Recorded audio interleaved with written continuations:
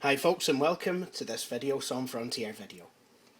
Now you may remember in my last video I'd taken delivery of 4 flat screen monitors and this fine Toshiba Satellite Pro 4600 laptop. I got the monitors and the Toshiba Satellite from the same guy who gave me the Toshiba Tecra A800 and loads and loads of parts for my Dells, including the zip drive for the Dell Latitude C610, which I must say was extremely generous, because zip drives are still quite expensive. Well, they're not too expensive, they're about £20, but to me that is quite expensive for something for an old laptop, but hey, never mind. You know, considering I usually pay about £20 for the unit themselves. Units. Right, okay. So today we're going to be looking at this machine, the Toshiba Satellite Pro 4600 laptop. I wanted to say CDS or CS or CDT or something, but yeah, doesn't need it. Now I've powered this up and it's running Windows 2000 Professional. Now, from the inside, it kind of looks like your typical Windows 98 laptop. But if you had it closed, yeah, thanks, actually looks a lot more modern. It really does. It's kind of like you'd open it up and expect to see a design for Windows XP sticker on it or something. Okay, so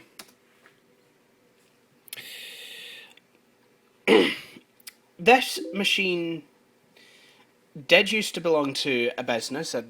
Even if I knew which one it was, I probably wouldn't say it. It's kind of ethical not to.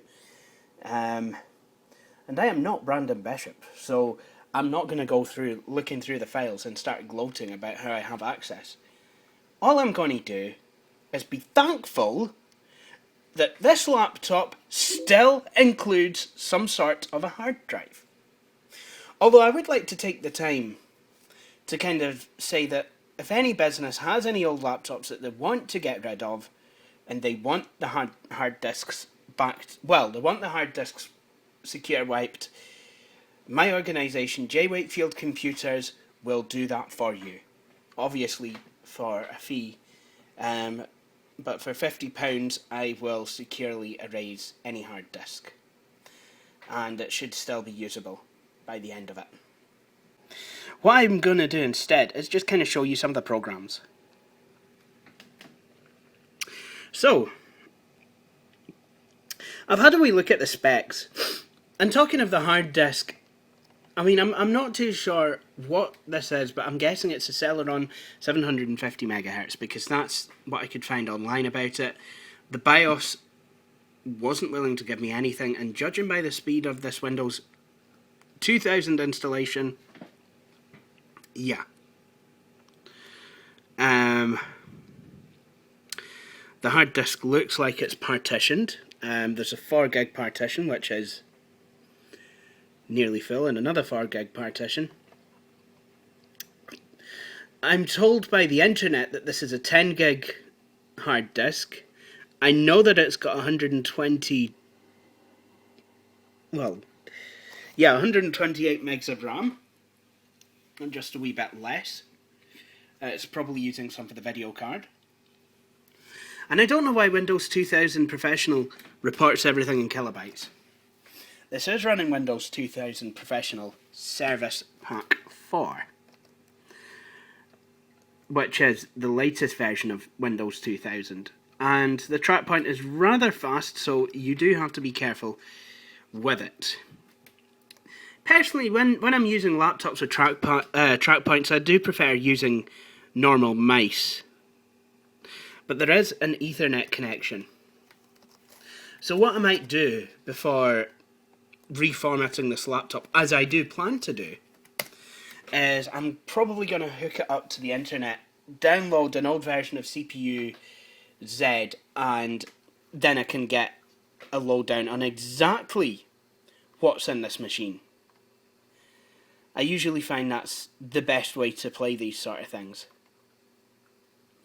Now, it's this is using a Trident Cyberblade XP. Again, it's nothing to do with Windows XP, but I'll tell you something interesting about the Trident Cyberblade.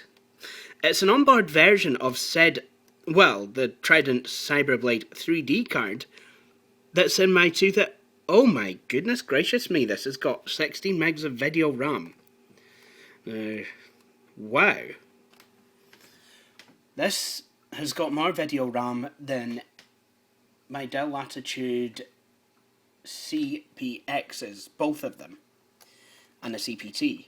16 megs of video RAM. That's actually got more than my 2001 custom built. I wonder if it's 3D. Basically what this therefore does is put this machine potentially as an older gaming machine. I find that business laptops become quite good as gaming machines. You know, it is... I love it. Sorry, I just got a message from Billy Kodak's Road Geek on YouTube. He reckons that with a passive matrix screen on his Toshiba Satellite 2505 CDS, it would be a good 90s laptop to showcase some old word processing programs and some desktop publishing. Yes. I've got some good ideas about what he could showcase. And then my other friend, Matthew H12, naturally he's going on about the iPhone 5, which is like the iPhone 4 except to just a wee bit taller. Anyway, and it's got turn-by-turn sat-nav, which I would like to say Apple didn't invent. Now, this machine, it has been used, well, for quite some time, actually. It's got Aztec Evaluate 8, whatever that is. Microsoft hardware, it must have been used for some sort of Microsoft mouse. Microsoft Office 2003. Must have been a small business version, it doesn't have Outlook. Network device switch. Toshiba user's manual, that's kind of nice. Internal modem. Trend Micro and WinZip. So it's not much of an installation, although it does have Media Player 7.1. Or 7.0, it could be either. In fact, why don't I find out which version's on it?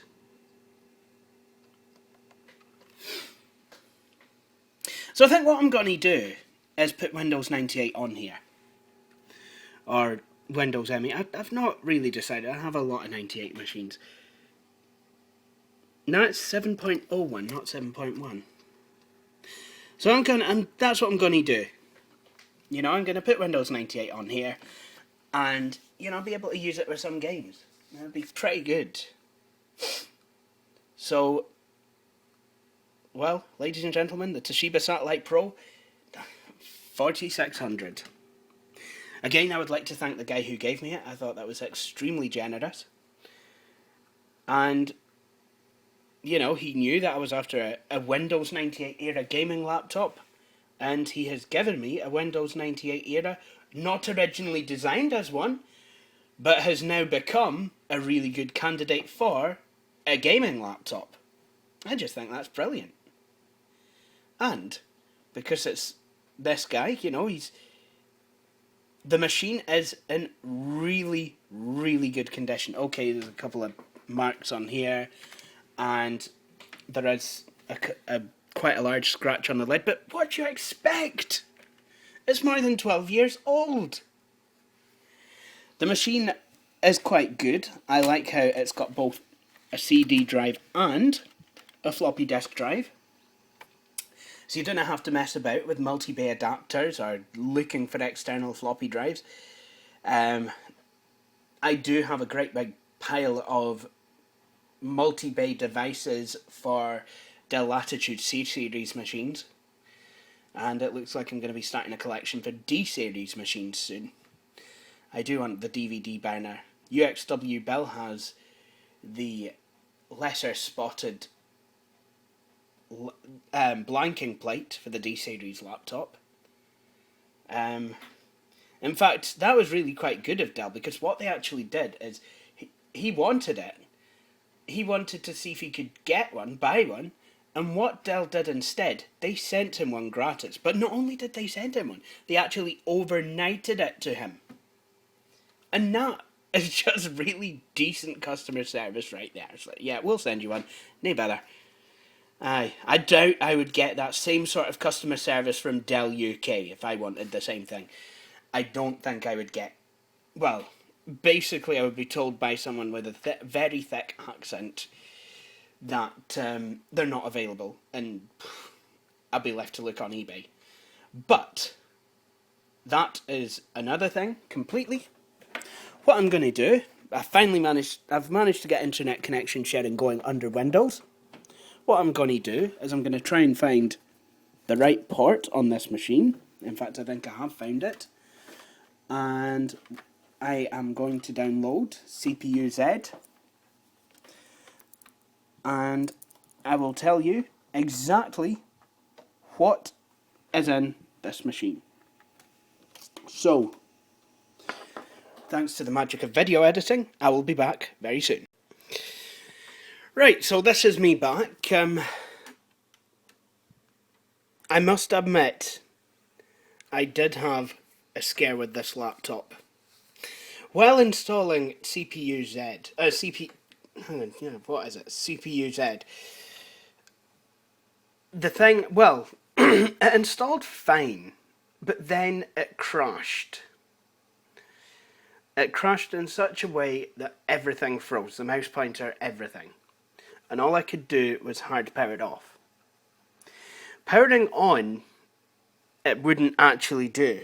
Only the power and charging lights came on. And that's never good. Especially on a laptop this old, you kind of assume the worst. However, this has happened to, well, I've heard about this happening on a few computers this year. And, well, I've found that generally it's been, well, I found that it's been the RAM that's at fault. So, basically what I did was I replaced the RAM. I nicked some out of the Dell Latitude CPXH. However, because the machine was shut down improperly, the hard disk has kind of become corrupt. The admin profile seems to have went missing, as does CPU ID, and when I tried finding the program, well, when I tried reinstalling it from the flash disk, Windows 2000 has kind of forgotten how to use it. Now, I don't know if the USB ports have just naturally died off, or whether it's actually, you know, just a system driver or something. But, consequently, I don't think I'm actually going to be able to tell you the clock speed of this machine. Not a problem, though, because I will get Windows 98 installed on here. I'll get all the drivers, put them on a CD or something, and then once I've done that, I can find a Windows 98 version of CPU ID. Please excuse me. And then I can actually go about installing it. Well, I can go about actually finding out about the specification of this machine. When I get some cash, I am going to replace the RAM in the Dell Latitude. Oh my goodness, I forgot what it is now. The CPXH. And, well, actually I might. I'm not too sure about the health of this RAM, if I'm going to be completely honest. It's amazing how RAM can actually fail. You wouldn't necessarily expect it to either, because, I mean, there's no moving parts or anything on it. So, I mean, theoretically, it shouldn't necessarily fail. But, I mean, it could, you know, it could be just some bad circuitry on it. You never know.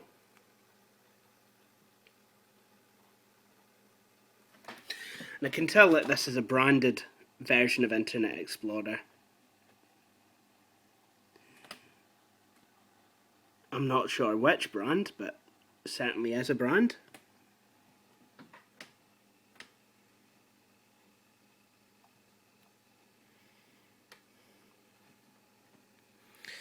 So, yeah, this is quite slow. I'm not entirely sure whether the RAM I've added is slow or no good, or I don't know. But, well, I mean, it wasn't the quickest machine out of the stable to begin with.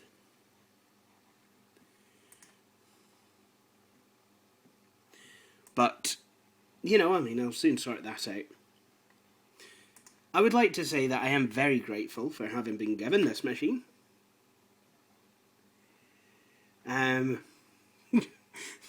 My friend the Power Mac Galaxy has lost the J on his Apple keyboard, and now he's telling everyone that he thinks his dog ate it. That is the funniest thing I've heard. I mean, come on, again, it's called a chiclet keyboard, but hang on. No, it's... Well, yeah, hang on, if it's a modern Apple keyboard, it is a chiclet, but come on, it doesn't mean... Aye. That it's actually a chiclet. Yep, the flash disk is not showing on here. Best thing I can do is just kind of reinstall it, just kill it, and then, well, just kill the Windows 2000 install, put Windows 98 on it. So that's what I'm going to do.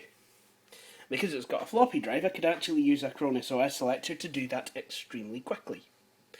Anyway, that is the end of this video. Thank you very much for watching. I hope you've enjoyed it. And please subscribe. And stay tuned for more videos. Thank you for watching.